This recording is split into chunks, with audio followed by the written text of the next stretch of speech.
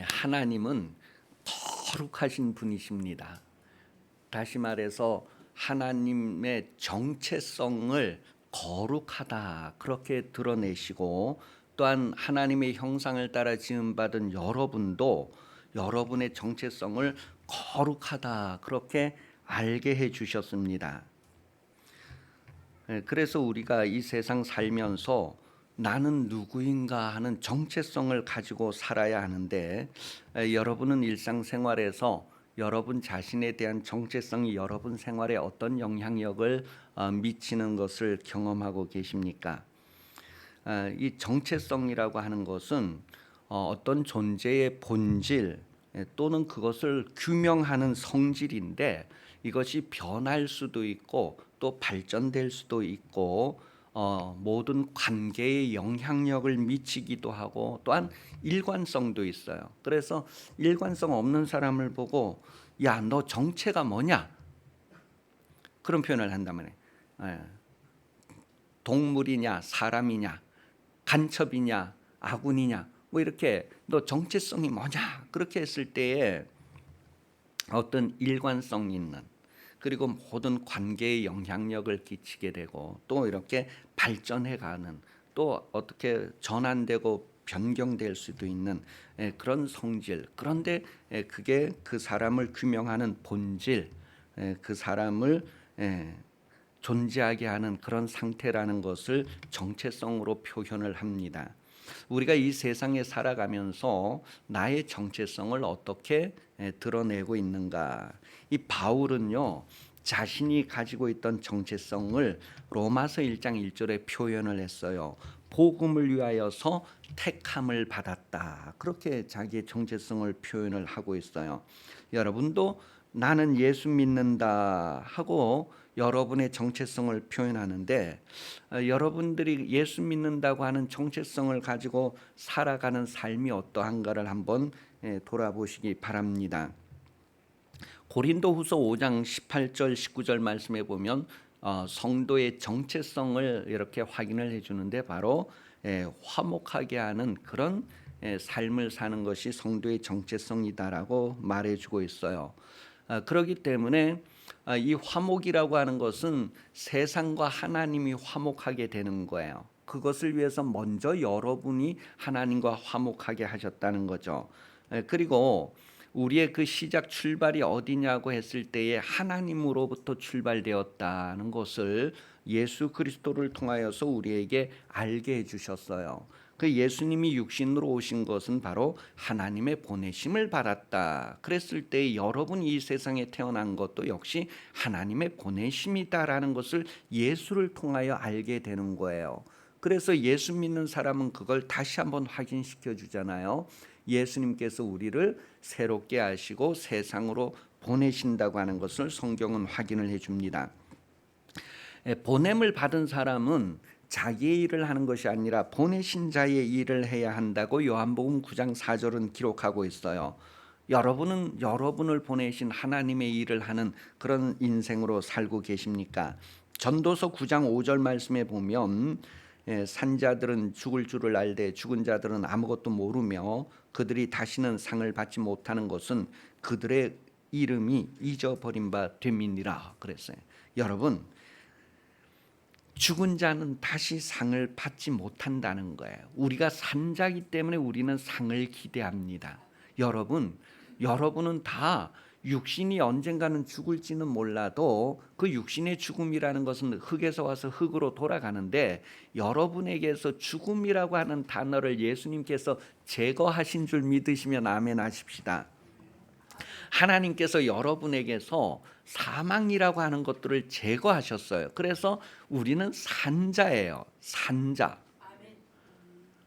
그래서 하나님은 산자의 예배를 받으시는데, 우리의 삶은 영원한 삶이기 때문에 영원한 예배자를 성경은 하나님의 자녀다 그렇게 해서 구별을 합니다. 그래서 종은 영원히 거하지 못하지만 자손은 영원히 거한다, 아들은 영원히 거한다 그렇게 구별을 해주고 있어요. 성경에서 여러분을 하나님께서 세상에 보내셨고, 또한 그 보냄을 우리가 예수 그리스도로 말미암아 확인을 하기 때문에 하나님의 그 보내심은 그냥 하나님만을 위한 것이 아니라 우리를 위함이라는 것을 성경은 말해주고 있어요. 그것을 상이다라고 표현을 합니다. 하나님의 보상, 보응, 상 주시는 하나님이다, 그렇게 표현을 하는데, 여러분, 우리가 하나님 앞에 나아가는 것은 상 주심을 바라고 나가는 거예요. 우리가 천국의 하나님의 그 영광, 거룩하심 앞에 나아가는 것은 하나님의 상 주심을 바라는 것인데, 그 상을 구체적으로 성령 안에서 우리에게 알게 해주신 것은 하나님의 영광이라는 거예요. 그래서 그 영광을 상속받을 자녀의 신분으로 지금 우리가 이 세상에서 우리의 정체성을 확인하고 살아야 된다는 것을 말하고 있습니다. 로마서 8장 17절은 그리스도와 함께한 상속자에 대해서 표현을 하고 있어요. 우리가 그리스도와 함께하면서 임마누엘 하면서 마태복음 5장 9절을 통하여서 하나님의 아들이라 일컬음을 받게 되는 것은 바로 화평케 하는 그 정체성 때문이라고 말하고 있어요. 여러분 인생 7, 80년으로 살면서 하나님의 영광을 상속받기 위해서 복음의 지경을 넓혀갈 수 있기를 예수님 이름으로 축복합니다. 여러분, 우리 육신의 귀에 복음이라고 하는 것은 여러 가지로 다르게 표현할 수 있어요. 복권이 됐다던가 뭐 이런 식으로 다른 복음을 이제 우리가 표현할 수 있는데, 육신을 위해서는. 그런데 여러분 영혼을 위해서는 복음이 무엇일까요? 여러분의 영혼의 복음이 되는 소리가 있다면 무엇일까? 그것은 바로 하나님의 자녀의 영광을 상속받을 수 있다고 하는 소리입니다. 우리 영혼에 있어서 가장 기쁜 소식이 뭐냐면 하나님의 영광을 상속받을 수 있는 그런 자격이 있다고 하는 소리예요. 이것을 우리는 알고서 이 세상을 살아가야 하는데, 그것을 알고 살아가는 모습은 다름질하는 모습이어야 한다고 말합니다. 고린도전서 9장 24절에 보면 상 받는 인생으로 다름질해야 할 것을 말하고 있어요. 다름질은 진리를 순종하는 것이다, 그렇게 갈라디아서 5장 7절에서 확인을 해주고 있어요. 이제 바울은 운동장에서 뛰어나가는 그 다름질하는 것을 설명하고 있는데, 그 다름질하고 있는 그 다름질에 설명하고자 하는 주 내용이 무엇이냐면 진리를 순종하는 것이다라는 거예요. 그래서 예수 그리스도가 진리를 순종한 삶을 살았다는 것을 성경 우리에게 말해주고 있고, 바울은 그것을 이루어가는 삶을 우리에게 독려를 해주고 있습니다. 진리를 순종하는 인생이 되려면 마음을 넓혀야 합니다. 쫌생이가 아니고 진리를 순종하는 인생으로 살려면 마음을 넓혀야 해요.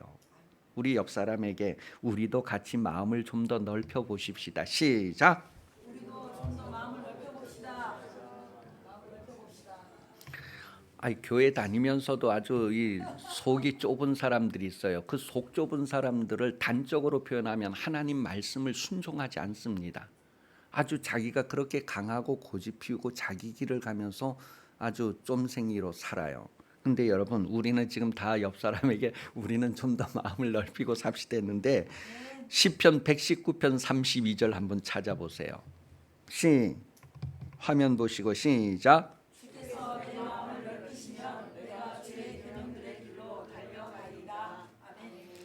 자, 그럼 내가 주의 계명을 지키지 않고 주의 계명의 길로 달려가지 않는 것은 누구 책임이에요? 언뜻 보면 아주 세상 지혜로 보면 하나님 책임인 것 같아요. 하나님께서 내 마음을 안 넓혀 주셔서 그렇다라고 말할 수도 있을 것 같아요. 그런데 여러분, 지경은 하나님이 넓혀 주십니다. 창세기 26장 22절에 이삭이 우물 파는 이야기를 통해서 이삭의 지경을 넓혀준다는 표현을 할 때 하나님이 이삭의 지경을 넓혀주셨다, 그렇게 표현을 하는 내용이에요. 그거와 같이 출애굽기 34장 24절에서도 내가 너의 지경을 넓혀주겠다, 그렇게 하나님께서 지경을 넓혀주시는 분이다라고 표현을 하고 있어요. 그러니 여러분, 아까 우리 특송을 했는데, 여러분 하나님께서 지경을 넓혀주시기 때문에 하나님의 넓혀주시는 그 은혜를 내가 누리기 위해서는 어떻게 해야 돼요?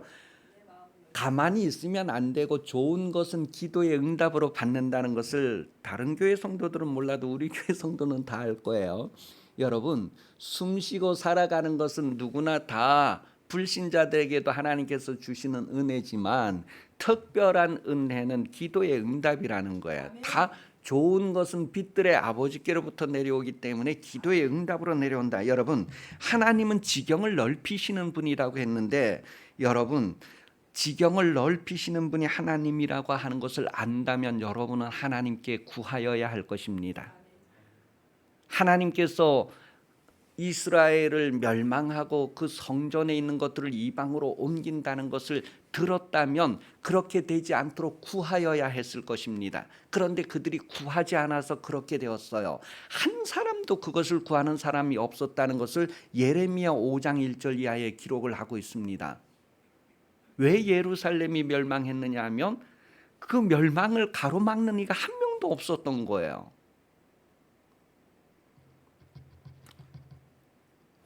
그러니 여러분, 그 의인 10명이 없어서 멸망했던 그런 소돔과 고모라, 우리나라엔 의인이 얼마나 있을까? 그랬을 때 정말 여러분들이 하나님의 말씀을 깨닫는 이만 그것을 받아들일 수 있고 그것을 이룰 수 있다는 것을 기억하게 됩니다. 인생은 하나님이 이루시게 된다는 것을 데살로니가 전서 5장 24절에 기록을 하고 있어요. 여러분이 인생이 다 각각 다른데 여러분의 인생을 이루어 가시는 분이 하나님이라는 거예요. 그러니까 그 모든 것들에 있어서 하나님께 기도하면 기도할수록 이 인생, 썩어질 인생 기간 동안 심어서 썩지 아니할 것을 거두게 된다는 것을 고린도전서 15장은 기록하고 있어요. 내게 하나님께서 어떠한 것을 들려주셨다, 보여주셨다 그랬을 때에는요, 그것을 구하라는 거예요.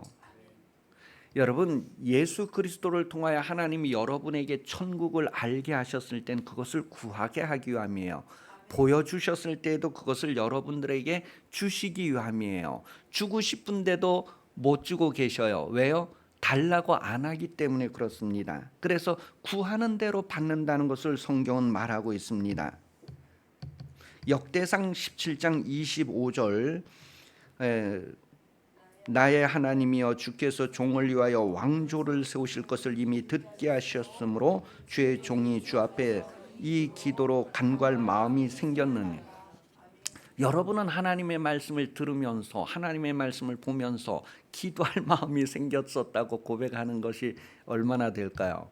그래서 성경을 이거 기도해야 되겠구나, 깨닫는 대로 이거 기도해야 되겠구나, 그런 것들이 너무너무 많아가지고 육신으로 다 표현할 수 없기 때문에 막 방언으로 기도하고 하는 것들을 구할 수 있기를 여러분 예수님 이름으로 축복합니다.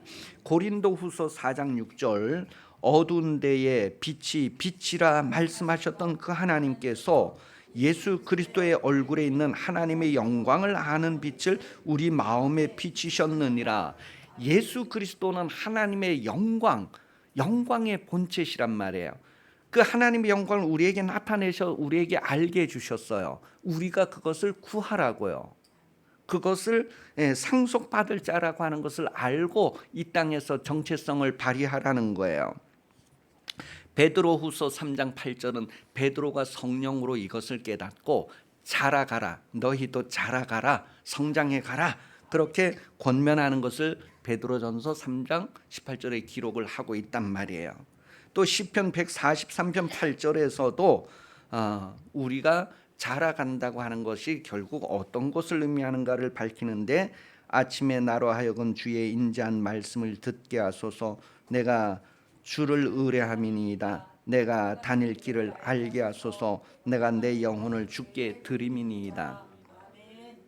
여러분, 하나님의 영광의 자녀가 되는 것을 기도하시기를 바랍니다. 로마서에 보면 우리가 다 하나님의 영광을 상속받을 자, 그 자녀의 삶을 살아야 할 것을 기록을 하고 있어요. 그것을 다르게 표현해서 우리가 알아듣도록 거룩한 삶을 살라는 것, 거룩한 길을 걸어가라고 소개를 해주고 있습니다. 그 거룩한 길을 걸어가는 것은 자기의 의지를 가지고 막 힘쓰고 애쓰고 노력해야 돼요. 그래서 침노하는 것과 같다고 표현을 했어요. 누가복음 16장 16절엔. 자, 그래서 이사야 35장 8절에서는 그 길이 거룩한 길이다라고 표현을 했어요. 그리고 이사야 48장 17절에서는요. 너희의 구속자시요 이스라엘의 거룩하신 이신 여호와께서 이르시되 나는 내게 유익하도록 가르치고 너를 마땅히 행할 길로 인도하는 내 하나님 여호와라. 그 많은 사람들이 이것을 아는 사람은 그 길을 걸어가고 그 길로 들어간다는 거예요. 그래서 요한계시록도 계속해서 그러한 내용을 우리에게 드러내주고 있습니다. 거룩한 자만이 그 길을 갈 수 있다.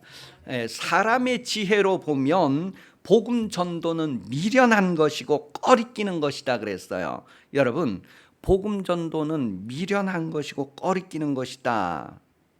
그런데 심지어는 만불의 찌꺼기 같이 취급을 당하는 것을 고린도전서 4장 13절을 말하고 있어요. 복음 전도라고 하는 것. 그 복음 전도가 뭐길래 그렇게 만불의 찌꺼기 같이 취급을 당하고 꺼리끼고 막 그렇게 싫어하고 미련하다고 취급을 받는 것인가? 복음이라고 하는 것은요, 하나님의 형상을 따라 지음받은 모든 사람을 위한 것이다라는 것을 성경은 확인해 주고 있어요. 여러분, 복음하면 어떻게 이해하죠? 복음하면 그냥 기쁜 소식 그렇게 이해하잖아요. 그런데 그 속에 담겨져 있는 것 중에는 승리의 소식이라고 하는 내용이 담겨져 있어요. 승리의 소식. 예수 그리스도는 패배가 없으시니 복음서는 다 승리하신 예수 그리스도에 대한 이야기를 기록하고 있어요. 그 예수를 만나면 여러분도 승리할 수밖에 없단 말이에요. 에베소서 2장 16절에 보면 하나님과 화목하게 하시려고 원수된 것들을 십자가로 소멸하셨다 그렇게 하시고, 골로새서 2장 15절에서는 십자가로 그들을 이기셨다 그렇게 표현해요. 여기에는 마귀와 그 따르는 모든 권세와 정사와 귀신들까지 다 포함되는 거예요. 예수 그리스도는 마귀의 일을 멸하기 위해서 오셨다고 요한일서 3장 18절 기록하고 있어요. 예수께서 오셔서 모든 것들을 이기셨단 말이에요. 그것이 바로 십자가의 도고 그것이 바로 복음이에요. 그래서 우리가 다른 사람들에게 복음을 전한다 그랬을 때 어떤 내용을 전하느냐 하면 십자가의 도를 전하는 거예요. 여러분, 십자가의 도 하면 어떤 생각을 가집니까? 십자가의 도 하면 고생하는 거 생각할 수 있잖아요. 그죠? 예수님이 골고다 가시는 그거 막 고생하고 우리 예수 믿는 사람 그렇게 고생하면서 살아야 될 것 같은 그런 이미지를 가지잖아요. 그런데 잘 생각해 보세요.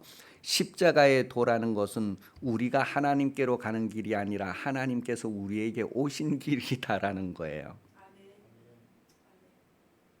십자가의 도를 우리에게 이제 전하는데 고린도전서 1장 18절에 십자가의 도가 멸망